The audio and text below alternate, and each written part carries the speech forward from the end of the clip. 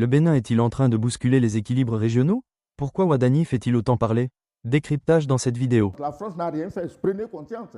Le président Ouadani est élu, le président Faure du Togo est élu, les présidents du Sahel ont pris la situation en main. Sinon, la France soutenait les terroristes pour prendre Niamey, pour prendre Ouaga, pour prendre Bamako. Et Bamako, vous venez de voir ce qui s'est passé avec les Bruno Fix, avec les machins qui sortent pour chanter les louanges des terroristes sur les radios et les télévisions. Mais on le voit. Pourquoi vous faites comme vous ne voyez pas?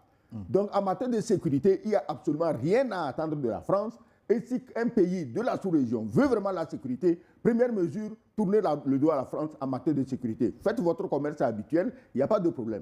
Didier, jusqu'où peut aller l'ouverture de Romuald Ouadani? On a parlé de l'AES, mais au-delà de l'AES, est-ce qu'il va ouvrir aussi le champ politique avec la sortie de prison de ceux qu'on considère comme des détenus politiques et les exilés, les Adi Soglo, les Sébastien Djavon, les Komi Kouché, ben lui, on finit par l'oublier finalement.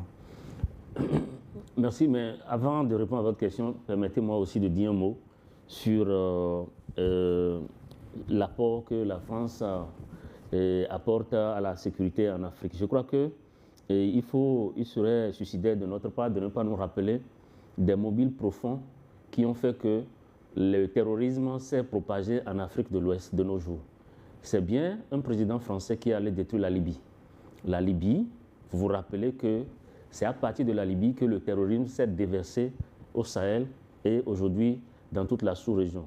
Donc, j'ai l'habitude de dire qu'en détruisant la Libye, les Français ne faisaient pas une erreur ou ils n'agissaient pas au hasard. Ils savaient très bien ce qu'ils faisaient et ils étaient conscients. Cela fait partie de leur plan. Ils savaient que pour continuer à justifier leur présence en Afrique sur les siècles prochains, il faudrait que l'Afrique ait un problème que l'Afrique ne peut pas gérer toute seule. Et l'un de ces problèmes, justement, c'est le terrorisme. Donc, il faut déverser les terroristes en Afrique pour que les bases militaires françaises occidentales continuent d'avoir leur raison d'être en Afrique. Donc, il y a ça. Deuxième fait marquant qu'il faut rappeler, c'est la présence de toute l'armée occidentale au Mali. Pendant 10 ans, à la suite de la destruction de la Libye. Et cette présence très remarquée, très appuyée de la France, de l'armée française, n'a pas permis à l'armée régulière malienne de prendre possession de Kidal. Ça n'a pas permis également de stopper l'évolution des terroristes qui ont envahi le Mali à partir donc de la Libye. Et aujourd'hui, le résultat est là, nous voyons tous ce qui s'est passé. Donc la France n'a absolument rien apporté de bon dans la lutte antiterroriste en Afrique. Au contraire, c'est elle qui l'a instigée et c'est elle qui l'entretient pour que nous soyons dans la situation d'aujourd'hui. Donc je pense que la France est totalement discréditée.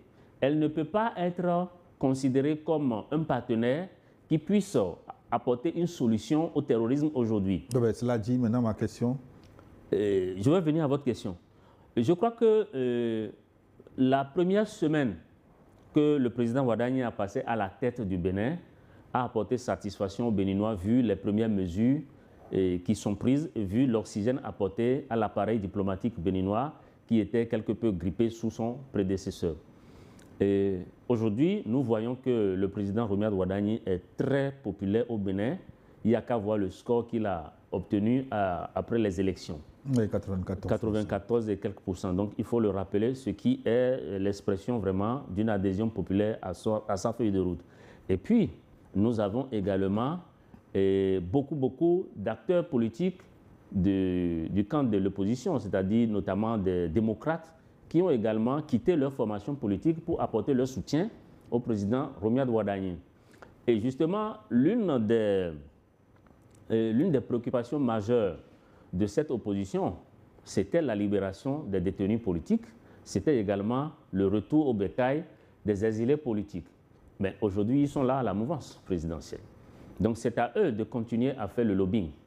Mais je voudrais quand même faire observer que si le président Romuald Ouadani veut garder cette forte adhésion populaire, en plus de ce cadeau de début de mandat qu'il a déjà apporté aux Béninois, ce serait bien que sur ce plan-là aussi, qu'il fasse un geste.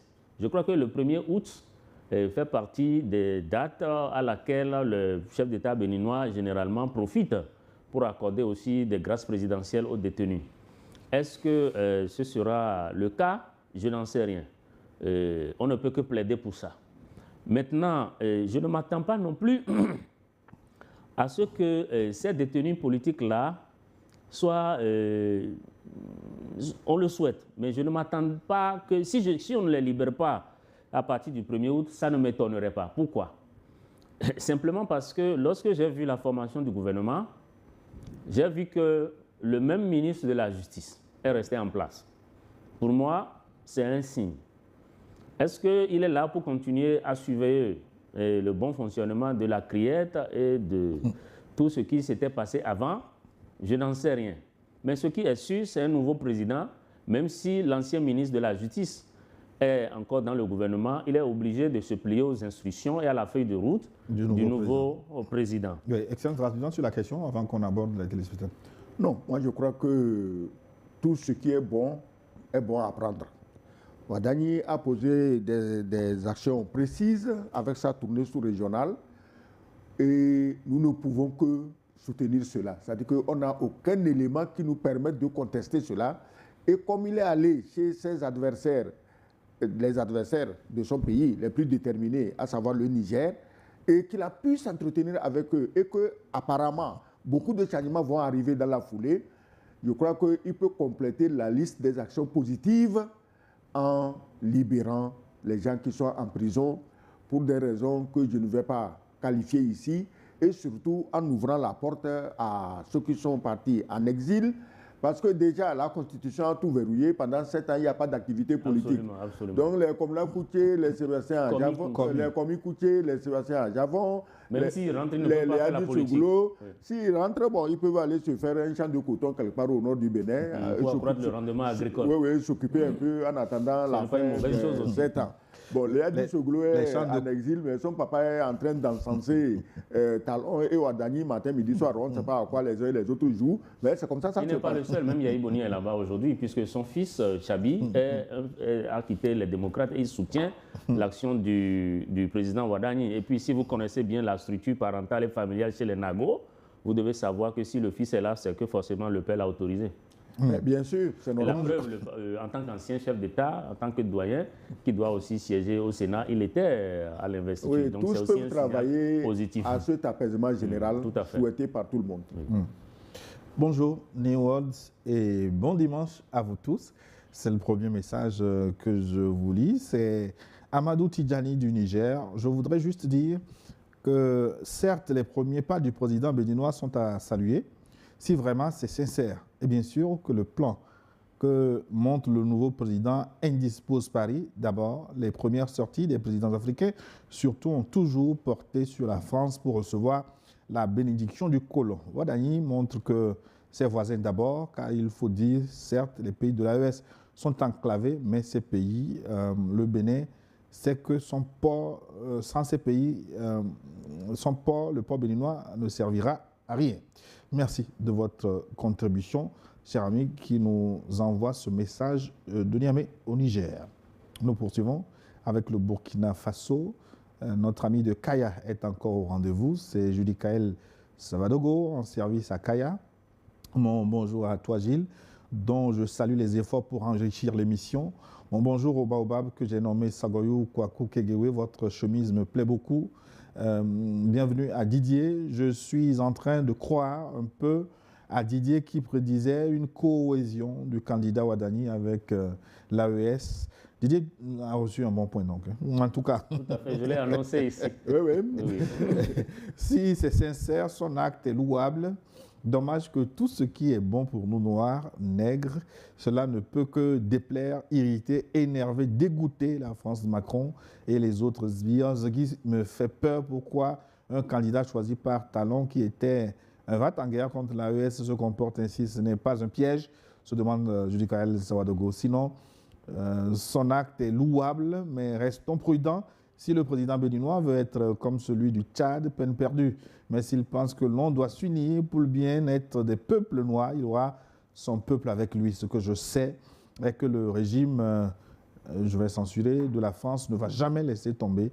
Merci pour l'éveil des consciences à bas les dirigeants qui sollicitent toujours les colonisateurs, à bas les dirigeants qui ne pensent pas au bien-être de leur population. En avant pour la décolonisation mentale, en avant pour la déconstruction mentale, ce n'est que le début d'un éveil des consciences, d'un réveil des consciences. Tout dirigeant qui ne fait pas la volonté du peuple assumera seul la révolte populaire. Moi, si je veux révéler le message de Savadogo, je dis Kael, à un moment donné, il pense que ce que fait Romuald Wadani, c'est trop beau pour être vrai. Hein.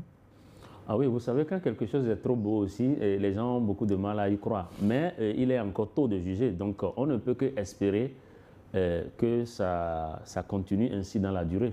Moi, je crois que j'ai dit tout ce qu'il a fait montre d'un courage, d'un grand courage. Bon. Restez prudent. On reste prudent, on va voir jusqu'où ça va aller. Mais le simple fait qu'il n'ait pas couru à l'Élysée pour faire des grimaces sur le perron de l'Élysée, pour moi déjà c'est un point extrêmement positif. Et qu'il ne s'est pas non plus empressé de recevoir l'ambassadrice de France. Voilà, ça dit que